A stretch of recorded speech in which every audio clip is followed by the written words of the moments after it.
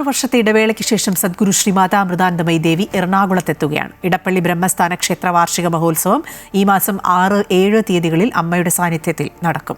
2 ദിവസങ്ങളിലും അമ്മയുടെ അനുഗ്രഹ പ്രഭാഷണവും ദിവ്യദർശനവും ഉണ്ടാകുമെന്ന് മാതാ അമൃതാനന്ദമയി മഠം ജനറൽ സെക്രട്ടറി സ്വാമി പൂർണ്ണാമൃതാനന്ദപുരി വാർത്താസമ്മേളനത്തിൽ അറിയിച്ചു. സദ്ഗുരു ശ്രീ മാതാ അമൃതാനന്ദമയി ദേവി 6 വർഷങ്ങൾക്ക് ശേഷമാണ് എറണാകുളത്തേക്ക് എത്തുന്നത്. ഇടപ്പള്ളി ബ്രഹ്മസ്ഥാന വാർഷിക മഹോത്സവം അമ്മയുടെ സാന്നിധ്യത്തിൽ നടക്കും. ജൂൺ 5 വൈകുന്നേരം കൊച്ചിയിലെത്തുന്ന അമ്മ തുടർന്നുള്ള ദിവസങ്ങളിൽ ഭക്തർക്ക് ദർശനം നൽകും. 6-ാം തീയതി രാവിലെ 7 മണിക്ക് രാഹുദോഷ നിവാരണ പൂജയും 7-ാം തീയതി രാവിലെ ശനിദോഷ നിവാരണ പൂജയും നടക്കും.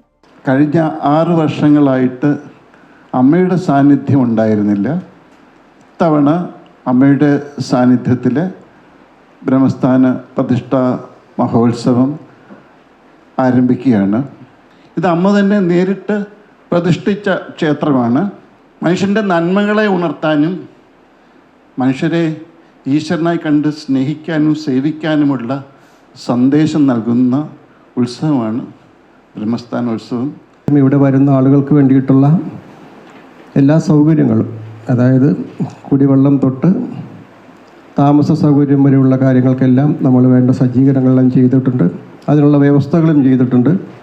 അമൃത ടിവിയിലെ സൂപ്പർ സ്റ്റാർ അതിൽ വിജയികളായിട്ടുള്ള കുട്ടികളുടെ ഒരു ഗ്രൂപ്പുണ്ട്, ഓംകാർ എന്ന് പറയുന്ന ഭജൻ ഗ്രൂപ്പ്. പ്രത്യേകമായിട്ടും അവരുടെ ആ ഭജൻ ടീമിൻ്റെ ഒരു അവതരണം ഞായറാഴ്ച വൈകിട്ട് ഉണ്ടാകുന്നതാണ്.